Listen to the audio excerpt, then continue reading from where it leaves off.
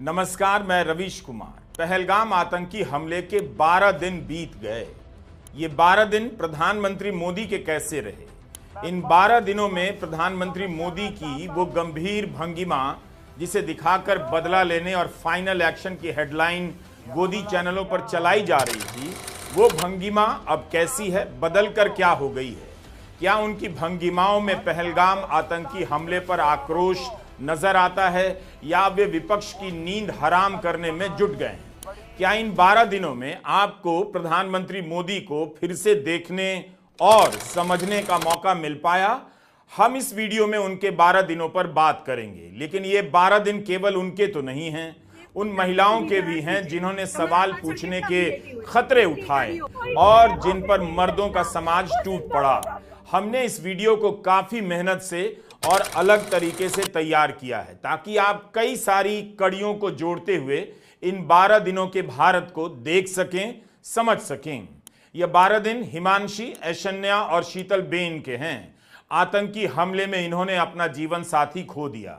हिमांशी और ऐशन्या की नई नई शादी हुई थी। हिमांशी और ऐशन्या, शीतल बेन और अपने पिता को खोने वाली आरती मेनन ने पहाड़ जैसे दुख के बाद भी धर्म के नाम पर हिंसा को नकार दिया, कश्मीर के नाम पर नफरत को नकारा। इनके ऐसा करते ही उन लोगों की सारी सहानुभूति पलट गई जो इनकी तस्वीरों के जरिए गांव-गांव में भड़का रहे थे कि धर्म पूछकर मारा है, बदला लेना है। शोक संतप्त हिमांशी को वही राइट विंग अब भद्दी भद्दी बातें कह रहे हैं, अब शकून से जोड़ रहे हैं। यही चेहरा इस देश का, इस समाज का अपने आप इन 12 दिनों में दिख गया, जो हिमांशी की ही तस्वीर का जिबली वर्जन बनाकर अपनी एकता और धर्म की पहचान के सूत्र देख रहा था, लोगों में उबाल पैदा कर रहा था। सिर्फ 12 दिन में ही लोगों की असलियत सबके सामने आ गई। हिमांशी को मांगलिक से लेकर ना जाने क्या क्या कहा जा रहा है। आतंकी हिंसा के नाम पर नफरत की राजनीति की दुकान चलाने वालों का चेहरा इन्हीं 12 दिनों में सामने आया है। कम से कम प्रधानमंत्री मोदी इसी की निंदा कर देते कि लेफ्टिनेंट विनय नरवाल की पत्नी ने जो कहा है, हम सभी को उनकी भावना का आदर करना चाहिए। ऐसा कुछ नहीं कहना चाहिए जिससे हिमांशी के जख्म हरे हो जाएं। भारत का समाज कितना सड़ गया है, वो अपनी सड़न खुद ही आपके दरवाजे पर फेंक रहा है और आप हैं कि समेट कर अपने भीतर ले आ रहे हैं, घर में ला रहे हैं। संकट के वक्त ही नागरिकों का किरदार दिखता है, बनता है और निखरता है। संकट के वक्त नेताओं के किरदार का भी पता चल जाता है। इन 12 दिनों में अगर प्रधानमंत्री मोदी को देखना है, समझना है, तो केवल उनके कार्यक्रमों, बयानों और तस्वीरों में मत झांकिए। सबको पता है खबरों में वही चलेगा जो हुकूमत चाहेगी। उन तस्वीरों में भी झांकिए जो गोदी मीडिया में गायब रहती है या जिन पर चुप्पी छा जाती है। वरना मीडिया में इस बात की चर्चा होती कि जिस दिन प्रधानमंत्री मोदी केरला में गौतम अडानी के साथ सहज हो रहे थे, उनकी तारीफ कर रहे थे कि केरला में इतना अच्छा बंदरगाह बना रहे हैं कि गुजरात के लोग नाराज होने वाले हैं। ऐसी गुदगुदी शायद ही किसी को नसीब होती है, वो भी उन 12 दिनों में जब देश को मिट्टी में मिला देंगे और प्यासा मार देने के जुनून की आग में जलाया जा रहा था। संयोग देखिए, उसी दिन अडानी का चेहरा एक और जगह नजर आया। दिल्ली से निकलने वाली पत्रिका कैरवा के कवर पर कई महीनों की पड़ताल के बाद तैयार की गई नीलिना एमएस की रिपोर्ट का मुखड़ा है कि 2018 में ईडी और सीबीआई मॉरिशस में अगुस्ता वेस्टलैंड हेलीकॉप्टर घोटाले की जांच कर रही थी, लेकिन उन्हें अडानी के नेटवर्क के सुराग मिल गए। हमने रिपोर्ट नहीं पढ़ी, लेकिन आप कारमा खरीदकर तुरंत पढ़ें। इसके जवाब में अडानी समूह ने कहा है कि रिपोर्ट के तथ्य गलत हैं, कोर्ट की अवमानना हो सकती है। यह अडानी समूह की प्रतिष्ठा को दूषित करने का प्रयास है। फिर भी कारमा पत्रिका ने इसे छापा है और इसके अंश एक्स पर शेयर किए जा रहे हैं। हम इसके बारे में इसलिए भी बता रहे हैं ताकि आप इन 12 दिनों की 2 तस्वीरों को देख सकें। फरवरी महीने में रॉयटर्स ने खबर छापी थी अडानी समूह को लेकर ही। रॉयटर्स ने लिखा था कि फरवरी में अमेरिका की सेबी जैसी संस्था SEC ने भारत के कानून मंत्रालय से गौतम अडानी और सागर अडानी के मामले में जांच में मदद मांगी थी। मार्च में द हिंदू की खबर आई कि कानून मंत्रालय ने इस मामले में समन भेजने का काम गुजरात की अदालत को सौंप दिया है और अमेरिकी एजेंसी का समन ऑर्डर गुजरात के एक सेशंस कोर्ट को भेजा गया है और कहा है कि इससे जुड़े कागजात अदानी के अहमदाबाद वाले पते पर भिजवा दिए जाएं। अब इसी 12 दिनों में इकोनॉमिक टाइम्स की एक नई रिपोर्ट आई है। 26 अप्रैल की फोरम गांधी और मौलिक व्यास की यह खबर देखिए। इकोनॉमिक टाइम्स की इस खबर के अनुसार न्यूयॉर्क की अदालत में दायर की गई स्टेटस रिपोर्ट में बताया गया है कि अमेरिका की एजेंसी फरवरी से लेकर अप्रैल तक यानी 2 महीने से भारत के सहयोग का इंतजार कर रही है। किस किस अखबार का नाम लें? Hindu, Times of India, ET, Indian Express, Financial Express, Outlook, इन सब में रॉयटर्स की एक और खबर छप गई है। यह रिपोर्ट जयश्री पी उपाध्याय की है। जयश्री ने लिखा है कि सेबी ने अदानी के भतीजे प्रणव अदानी पर इनसाइडर ट्रेडिंग का आरोप लगाया है और जांच हो रही है। प्रणव अदानी समूह की कई कंपनियों में निदेशक हैं। इनसाइडर ट्रेडिंग एक तरह का संगीन अपराध है।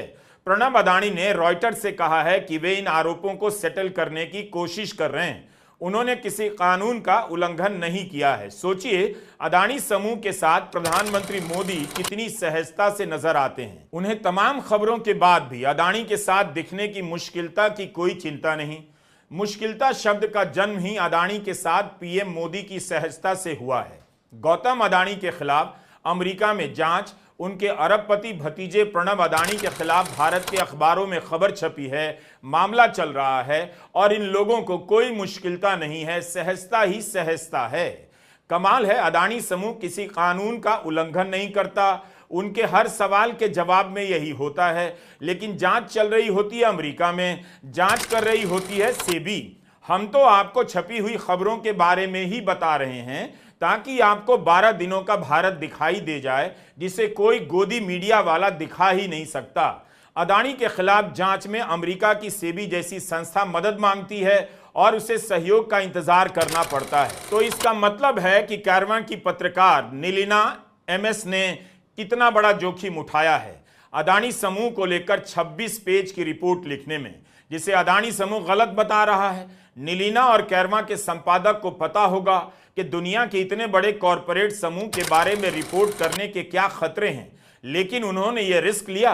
इकोनॉमिक टाइम्स के पत्रकारों ने रिस्क लिया और खबर छाप दी कि भारत अदानी के मामले में सहयोग नहीं कर रहा।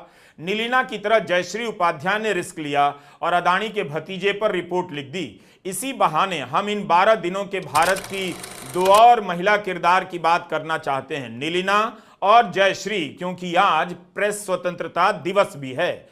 नीलिना एमएस कई महीने लगाती हैं, 100 कंपनियों के दस्तावेज पढ़ती हैं और एक रिपोर्ट लिखती हैं। एक पन्ने की नहीं, 26 पन्ने की रिपोर्ट। इसी दौर में जब गोदी चैनलों के एंकर महंगे महंगे कपड़े और शायरों की शायरियां उठाकर इंस्टा पर अपनी छवि बना रहे हैं, ऊंची आवाज से मोदी मोदी कर रहे हैं, उसी दौर में नीलिना 26 पन्नों की रिपोर्ट लिखकर गौतम अदानी पर सवाल उठाती हैं। उनके उठाए सवालों पर सब चुप हैं, लेकिन नीलिना ने बोलने का काम कर दिया। प्रेस स्वतंत्रता में भारत की रैंकिंग गिरती जा रही है, 159वें नंबर पर आ गई है, निचले पायदान के देशों में। इन्हीं 12 दिनों में 4 PM चैनल के नेशनल यूट्यूब चैनल को बैन कर दिया गया। आज प्रेस स्वतंत्रता दिवस है। वैसे यूपी के मुख्यमंत्री योगी आदित्यनाथ ने प्रेस स्वतंत्रता दिवस पर हम पत्रकारों को बधाई दी है और प्रेस को प्राणवायु कहा है, लेकिन हो क्या रहा है? उल्टा हो रहा है। पत्रकारों के प्राण लिए जा रहे हैं, उनके यूट्यूब चैनलों को बंद किया जा रहा है, FIR हो रही है, कॉपीराइट का स्ट्राइक देकर ब्लैकमेल किया जा रहा है। इसके बाद भी योगी जी को एक थैंक यू बनता है। योगी जी ने कहा है कि आपकी कलम सत्य की मशाल बनी रहे और शब्द समाज में जागरूकता की अलख जगाते रहें। यह बात यूपी के हर थाने में पहुंचा देनी चाहिए और योगी जी से अपील करनी चाहिए कि अगर वे पत्रकार को प्राणवायु समझते हैं तो यूपी में उनके खिलाफ दर्ज सारे FIR तुरंत वापस ले लें ताकि वे वायु के जरिए सांस ले सकें। अफसोस, इन्हीं 12 दिनों में सवाल पूछने पर 2 महिलाओं के खिलाफ FIR भी लखनऊ में होती है। दोनों महिलाएं हैं। लोक गायिका नेहा सिंह राठौर के खिलाफ FIR हुई और प्रोफेसर माधुरी काकोटी के खिलाफ। ये दो महिलाएं पहलगाम आतंकी हमले की आड़ में धर्म के नाम पर फैलाए जा रहे नफरत के खिलाफ बोलती हैं तो चुप कराने की कोशिश होती है। ये भी उसी तरह प्रतिकार करती हैं जैसे पहलगाम आतंकी हमले के बाद नफरत का माहौल बनाने निकले लोगों की टोली के खिलाफ हिमांशी और ऐशन्या प्रतिकार करती हैं। हिमांशी, ऐशन्या और शीतलबेन के विराट दुख और उनके बयानों में भी देखिए कि वो अपनी बात बोलकर कितनी अकेले कर दी गई हैं। यह समाज भेड़िया बनकर उनका पीछा करने लगा है। आप इन महिलाओं के जीवन में देखिए, इन्हीं 12 दिनों में इनका कितना कुछ बदल गया। इनके जीवन में ही आपको दिख जाएंगे प्रधानमंत्री मोदी के 12 दिन। उनके आसपास प्रधानमंत्री मोदी नजर भी नहीं आ रहे हैं, क्योंकि ना तो प्रधानमंत्री ने इन्हें फोन किया है, ना इन्हें बुलाकर सांत्वना दी है और ना इनके घर जाकर मिलने का प्रयास किया है। गलती आपकी है कि आप प्रधानमंत्री मोदी में भारत खोज रहे थे। अगर आप इन 10 महिलाओं में भारत खोजते तो उसका सुंदर भविष्य दिख जाता। हिमांशी, ऐशन्या, शीतलबेन, शैला नेगी, नेहा सिंह राठौर, माधुरी काकोटी, पत्रकार नीलिना एमएस, जयश्री उपाध्याय, ललिता रामदास और कोची की आरती आर मेनन को आप कैसे भूल जाएंगे, जिनके पिता एन रामचंद्रन की आतंकवादियों ने हत्या कर दी। आरती ने बार बार मीडिया में कहा कि कश्मीर में मेरे ड्राइवर मुसाफिर और एक अन्य आदमी समीर ने मेरी बहुत मदद की। मैंने अपने पिता को खो दिया, लेकिन मुझे कश्मीर में 2 भाई भी मिल गए। उन्होंने हर हाल में मेरी मदद की। अल्लाह उनकी हिफाजत करे। स्थानीय लोगों ने सबसे ज्यादा मदद की। मैं चाहती हूं दुनिया ये बात सुने, वे लोग आतंकी नहीं हैं। सबको एक नजर से मत देखिए, हम सब भारतीय हैं।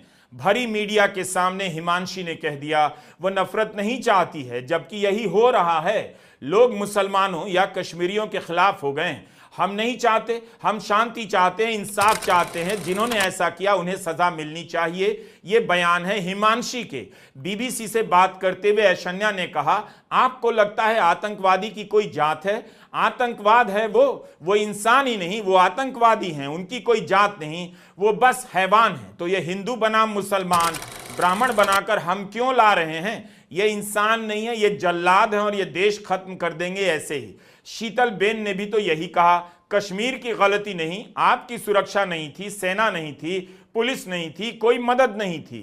सिंपल बात है, नफरत की राजनीति में आपके ही बच्चे दंगाई होंगे, आपके पति दंगाई होंगे, आपके पिता दंगाई हो गए हैं, कानून तोड़ रहे हैं। जिसने आपका भला चाहा और लोग उसी हिमांशी के बारे में इतनी नफरती बातें बोल भी सकें, पता चलता है कि लोग अब अपने काबू में नहीं रहे। इसी कड़ी में एक और महिला इस देश को मिल गई इन्हीं 12 दिनों में, शैला नेगी, जो नैनीताल में सनक चुकी भीड़ के बीच चली जाती हैं, लोगों से सवाल करने लगती हैं। शैला नेगी ने भरी भीड़ में उषा भाभी नाम की महिला से पूछा, जो घटना हुई है हम उसके खिलाफ हैं, लेकिन इन दुकानदारों को क्यों मारा जा रहा है? हिंदू मुसलमान क्यों कर रहे हैं आप लोग? इतनी गंदी गालियां दे रहे हैं मुसलमानों को ये लोग। उस लड़की के बारे में कोई बात नहीं कर रहा जो रेपिस्ट है। इसके बाद शैला नेगी का एक बयान आता है कि उन्हें यह बात कहने के लिए बलात्कार की धमकी दी जा रही है। शैला ने कहा कि एक लड़की के साथ बलात्कार की घटना के विरोध में लोग सड़क पर उतरे, लेकिन वे मेरे साथ बलात्कार की बात कर रहे हैं, मुझे झील में फेंक देने की बात कर रहे हैं। यह 12 दिनों का भारत प्रधानमंत्री नरेंद्र मोदी का भारत नहीं है।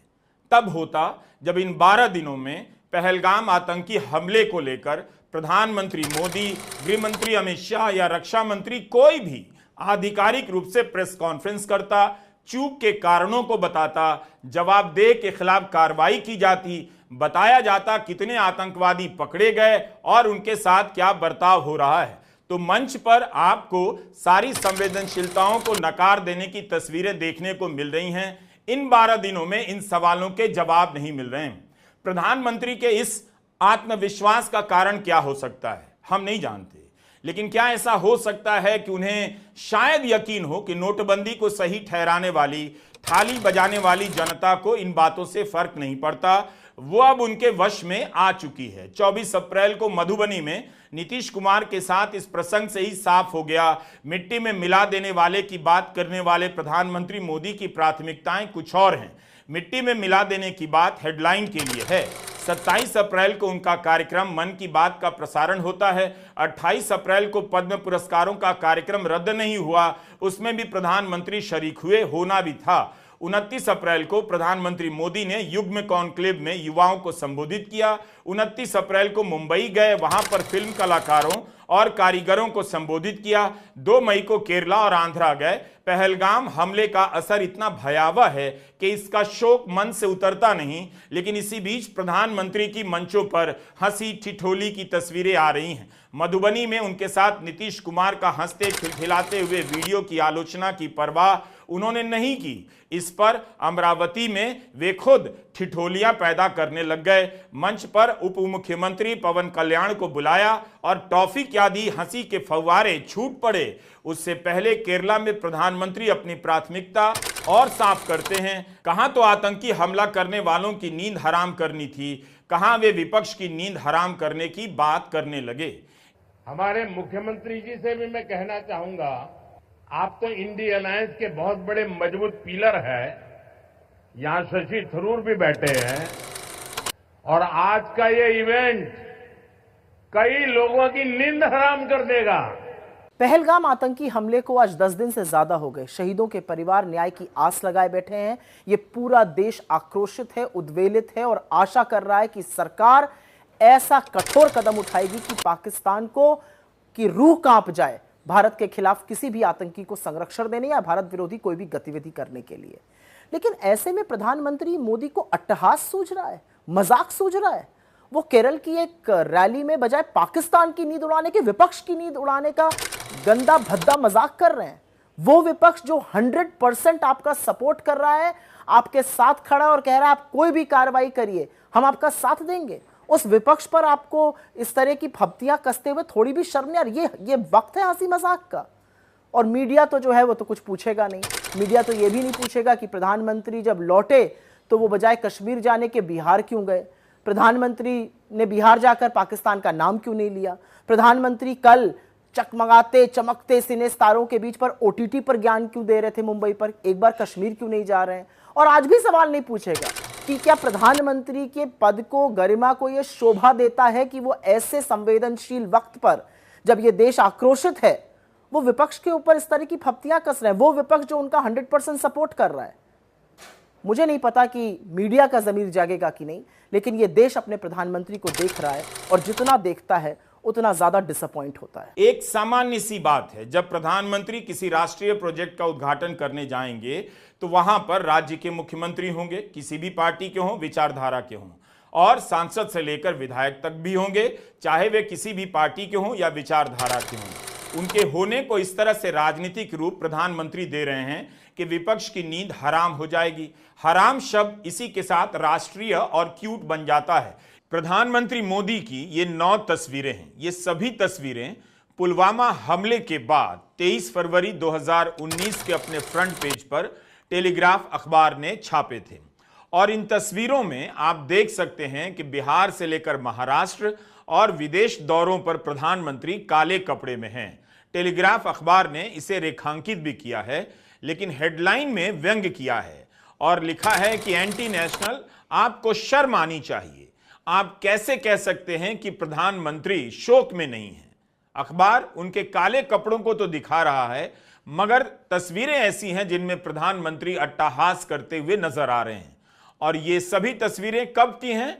पुलवामा के हमले के बाद की हैं। इसलिए हमने कहा कि पहलगाम हमले के बाद के 12 दिनों को आप प्रधानमंत्री मोदी की तस्वीरों, कार्यक्रमों में देखेंगे तो बहुत कुछ नहीं दिखेगा। हिमांशी नौसेना के अफसर लेफ्टिनेंट विनय नरवाल की पत्नी हैं। उनके दुख को किसी ने नहीं समझा, जबकि ये लोग दिन रात सेना के नाम पर जज्बात भड़काते रहते हैं। खैर, प्रधानमंत्री ने फोन तक नहीं किया। इसका मतलब यह नहीं कि हिमांशी के साथ कोई नहीं। इन 12 दिनों की एक और नायिका से मिलिए, ललिता रामदास। इनके पिता भारत के पहले नौसेना अध्यक्ष रहे। इनके पति भारत के 13वें नौसेना अध्यक्ष एडमिरल रामदास रहे। ललिता रामदास ने हिमांशी को सार्वजनिक पत्र लिखा है। मैं नहीं जानता कि इस तरह तमाम चीजों को जोड़कर देश और समाज को देखने का यह तरीका आपको पसंद आएगा या नहीं, लेकिन जैसे ही आप कारवां पत्रिका के कवर पर छपी अदानी की तस्वीर और केरला में प्रधानमंत्री मोदी के साथ अदानी की तस्वीर को जोड़ते हैं, देश खुशी से लहलहाता हुआ नजर आता है। झूठ की ज्वाला में सत्य फतिंगे की तरह तड़प कर जलता हुआ नजर आता है। जैसे कोई भांड में मक्के को उछलता देख आनंद ले रहा हो, वैसे ही आपको फुटकते छिटकते उछलते कूदते ये 12 दिन भारत के दिखाई देने चाहिए। प्रिय हिमांशी, मेरा नाम ललिता रामदास है। मैं एक नेवी अफसर की बेटी हूँ और एक नेवी अफसर की पत्नी भी। मेरे पिता और पति दोनों नौसेना अध्यक्ष थे, पहले और 13वें। मुमकिन है एक नौसैनिक की सबसे बुजुर्ग बेटी और एक नौसैनिक की सबसे बुजुर्ग पत्नी के नाते तुम्हें ये निजी श्रद्धांजलि भेज रही हूँ, उसे जो नौसैनिकों की पत्नियों के परिवार में शायद सबसे नई है, सबसे कम उम्र की है। मैंने प्रेस में दिए तुम्हारे बयान को बार बार देखा है। मुझे तुम पर गर्व है। तुमने जिस अद्भुत हिम्मत, धैर्य और विश्वास से मुसलमानों और कश्मीरियों के विरुद्ध चल रही नफरत के खिलाफ बयान दिया है, वो उल्लेखनीय है और इस समय उसकी बहुत ज़रूरत है। तुमने कहा हमें सिर्फ शांति चाहिए। तुमने यह भी कहा कि हमें इंसाफ चाहिए और ये बिल्कुल सही बात है। तुम एक परफेक्ट फौजी पत्नी हो हिमांशी। इस सर्विस, संविधान और हमारे धर्मनिरपेक्ष मूल्यों के प्रति निष्ठावान हो। साफ है कि तुम ऐसी महिला हो जो जानती है कि वो किस में विश्वास करती है। विनय जैसे नेवी मैन के लिए तुमसे ज्यादा बहादुर और कोई पार्टनर हो ही नहीं सकती। तुमने जो कहा है वो इस देश के हर आजाद ख्याल नागरिक के मन की बात है। हम सभी को तुम्हारे प्यार और करुणा के संदेश को दूर तक ले जाना चाहिए। शुक्रिया हिमांशी। मैंने 2 दिन पहले एक पत्र लिखकर chief of naval staff secretariat को भेजा है। उम्मीद है तुम्हें मिल जाएगा। मुझे अपना पता भी भेजना। मैं अपना पत्र तुम्हें सीधे करनाल भेजना चाहती हूँ। ललिता। पहलगाम हमले के 12 दिनों में हमने कितनी महिलाओं से मिला दिया जिनमें देश का किरदार दिखता है, गलत को गलत कहने का साहस दिखता है। क्या आप इन 12 दिनों के इन चेहरों को नहीं देखना चाहेंगे? शीतलबेन, हिमांशी अशन्या, शालू नेगी, नीलिना MS, जयश्री और ललिता रामदास। इनकी चिंताओं में जो भारत दिखता है वो आपको प्रधानमंत्री मोदी की चिंताओं और भंगिमाओं में नहीं दिख सकता है। मीडिया ने बहुत कोशिश तो की प्रधानमंत्री की सीरियस तस्वीरों से आक्रोशित भारत को दिखाने की। इतनी गंभीरता, इतनी चिंता, इतना आक्रोश, बैठक पर बैठक, ये कर देंगे वो कर देंगे। रक्षा मंत्री से मिल रहे हैं, सेना के तीनों अंगों के प्रमुखों से मिल रहे हैं। मिलते मिलते अब किससे मिल रहे हैं? तो यहां पवन कल्याण को टॉफी खिला रहे हैं, वहां अदानी को गले लगा रहे हैं। प्रधानमंत्री कार्यालय की उस गंभीरता में नाटकीयता थी या इस स्वाभाविकता में नाटकीयता है? निबंध प्रबंध लिखें, एक टॉफी मैं भी दूंगा आप दर्शकों को। आतंकी हमला होते ही सारा फोकस प्रधानमंत्री मोदी पर। फाइनल एक्शन की हेडलाइन दौड़ने लगी। चैनलों पर एनिमेशन के जरिए स्टूडियो में लड़ाकू विमान घुसा दिए गए। लगा कि अब धावा बोलने की तैयारी है। वैसे एनिमेशन की क्या जरूरत थी? लड़ाकू विमान तो यूपी में उतारा गया, गोदी एंकर वहीं चले जाते, सेट तैयार था, वहीं से ललकारने की एंकरिंग कर आते। गंगा एक्सप्रेसवे, यूपी के इस नए एक्सप्रेसवे पर लड़ाकू विमान को उतारकर और उड़ाकर दिखाया गया। इस बार नेता स्मार्ट हो गए हैं, इंस्टा के लिए झट से रील बना लिया। बैकग्राउंड में ये विमान उड़ रहे हैं और नेताजी खिखिया रहे हैं। कॉपीराइट के नियम है, इसलिए इंस्टा वाला वीडियो यहां नहीं दिखा सकता। गंगा एक्सप्रेसवे से पहले पूर्वांचल एक्सप्रेसवे पर उतारा गया लड़ाकू विमान, उससे पहले लखनऊ एक्सप्रेसवे पर उतारा गया। इन लड़ाकू विमानों को लगता है एक नया काम दिया जा रहा है, यूपी की सड़कों को प्रमाणित करने का, इन पर उतरने और उड़कर टेस्ट करने का। आतंकी हमले के अगले दिन पटना में एयर शो हुआ, जिसे नीतीश कुमार से लेकर बीजेपी के मंत्रियों ने बड़े चाव से देखा। सड़क पर विमानों को उतारकर और उड़ाकर शौर्य का प्रदर्शन हो रहा है, लेकिन आतंकी हमले के जवाब में क्या होने वाला है, इस पर अब कोई नहीं बोल रहा है। तो दिख गया ना आपको 12 दिनों का भारत, 12 दिनों की राजनीति, 12 दिनों में भारत की कुछ स्त्रियां और 12 दिनों में प्रधानमंत्री मोदी, और इन्हीं 12 दिनों में दिखे ये 2 होनहार। एक का नाम चंदन मलाकर, दूसरे का नाम प्रज्ञाजीत मोंडल, सनातनी एकता मोर्चा के सदस्य बताए जा रहे हैं। बंगाल पुलिस के अनुसार इन दोनों पर कथित रूप से आरोप है कि इन्होंने रेलवे स्टेशन के भीतर पाकिस्तान का झंडा लगाया ताकि किसी मुसलमान को इसके आरोप में दबोचा जा सके और मुसलमानों के खिलाफ नफरत फैलाई जा सके। ये हालत हो गई है समाज की। मुसलमानों के प्रति नफरत फैलाने के लिए कोई हिंदू पाकिस्तान का झंडा लगा देता है। कितनी कम मेहनत में आग लगाई जा सकती है, सिर्फ इसलिए कि किसी को पता है कि लोगों के बड़े वर्ग के पास समझने के लिए इतना भी दिमाग नहीं बचा है। हम बिल्कुल इन 12 दिनों में भारत के प्रधानमंत्री की ही बात कर रहे हैं। दरअसल उनकी राजनीति का सिरा जहां जहां जुड़ता है वहां वहां की बात करने से ही उनके बारे में बात हो जाती है। कोई यह सवाल नहीं कर रहा कि जिस वक्त पहलगाम में आतंकी हमला हुआ, अमेरिका के उपराष्ट्रपति जेडी वेंस भारत की यात्रा पर थे, जयपुर घूम रहे थे, आगरा टहल रहे थे, हवा महल देख रहे थे, ताजमहल देख रहे थे। He was on a seeing spree। देखो देखो ये है इंडिया, क्या जलवा था इन जनाब का। भारत में हाहाकार मचा है। ये टूर एंड ट्रेवल आराम से पूरा कर रहे हैं। इन्होंने अमेरिका जाकर जो बयान दिया है उस पर भी प्रधानमंत्री मोदी ने इन्हीं 12 दिनों में कुछ भी नहीं कहा। इसीलिए जेडी वेंस का जिक्र किया कि आप इन 12 दिनों में प्रधानमंत्री मोदी में यह मत देखिए कि इन्होंने विपक्ष की नींद हराम करने की बात कही है, यह भी देखिए कि अमेरिका के कहने पर कैसे चुप्पी साध गए हैं। अमेरिका लौटकर उपराष्ट्रपति जेडी वेंस ने फॉक्स न्यूज को इंटरव्यू दिया। उनसे पूछा गया कि क्या उन्हें भारत और पाकिस्तान के बारे में चिंता है। जवाब में जेडी वेंस कहते हैं कि जब भी 2 परमाणु देशों के बीच टकराव की स्थिति पैदा होती है मुझे चिंता होती है। हमने अपने दोस्त भारत और पाकिस्तान से संपर्क स्थापित किया है। हमारी उम्मीद है कि इस आतंकी हमले का जवाब भारत इस तरह से देगा कि पूरे क्षेत्र में तनाव न फैल जाए, और हम पाकिस्तान से उम्मीद करते हैं कि जहां तक वे जिम्मेदार हैं भारत के साथ सहयोग करें और यह पक्का करें कि कभी कभी उनके क्षेत्र से जो आतंकवादी ऑपरेट करते हैं उन्हें निपटाया जाए।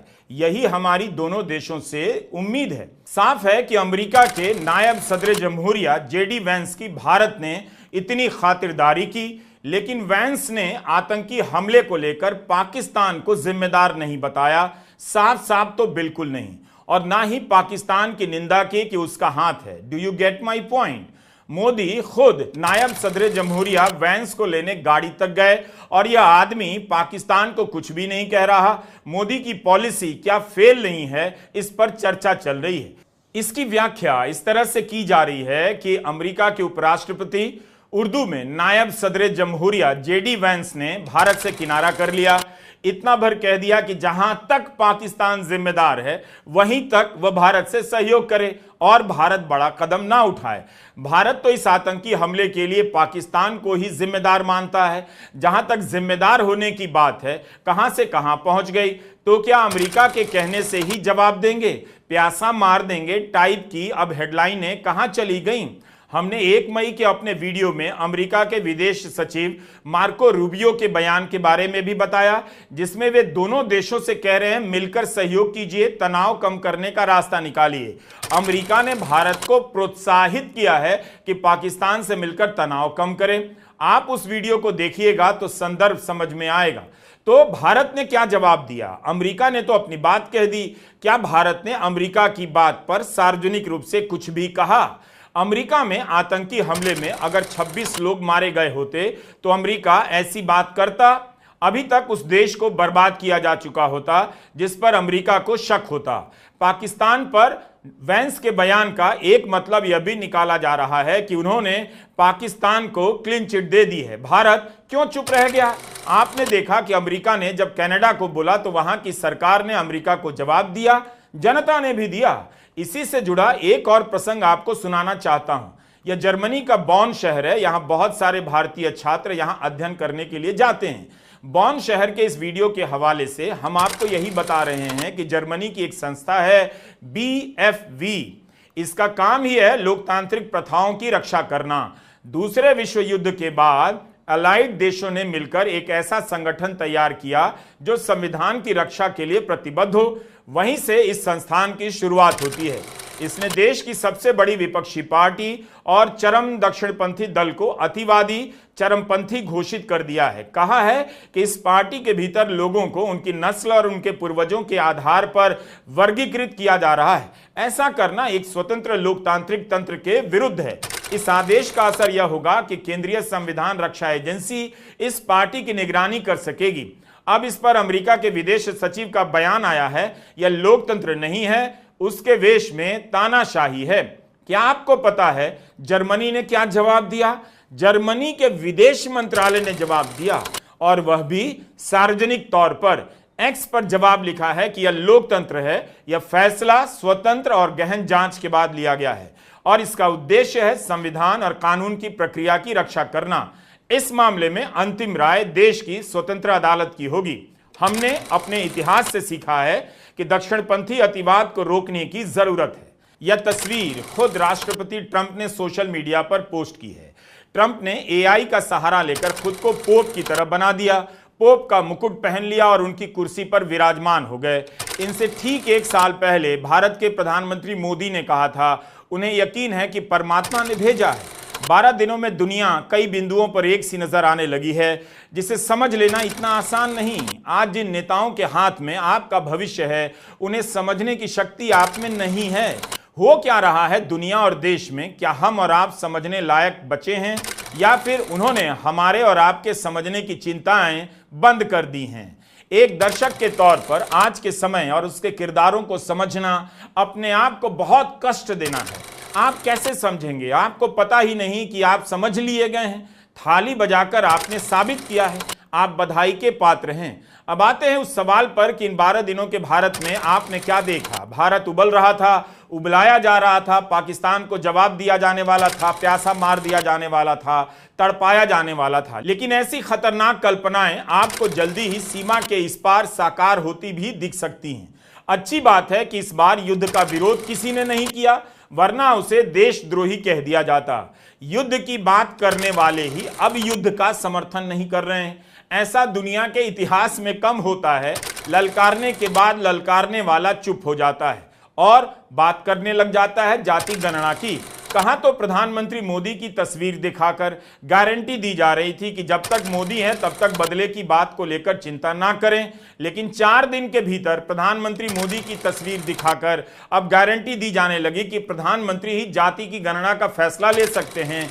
उन्होंने विपक्ष का मुद्दा छीन लिया है। मुद्दा बना रहे थे अपना कि पाकिस्तान को जवाब देंगे, बहस आ गई इस पर कि विपक्ष का मुद्दा छीन लिया है। हमारा वीडियो बार बार देखा कीजिए, एक बार में बहुत सी बारीक बातें छूट जाती हैं। इन 12 दिनों के भारत को देख लीजिए, उसकी भी जरूरत नहीं है। अपनी जिंदगी में ही झांक लीजिए। धर्म के नाम पर नफरत करने वालों ने इन दिनों अपनी दूसरी दुकान खोल ली है। अब वे जाति के नाम पर नफरत करने लग गए हैं। खुशी की बात है कि प्रधानमंत्री मोदी खुश दिखने लगे हैं, किसी के साथ हंसते हुए दिखते हैं, किसी को टॉफी खिला रहे हैं। आपको भी टॉफी जरूर मिलेगी। नमस्कार, मैं रवीश कुमार।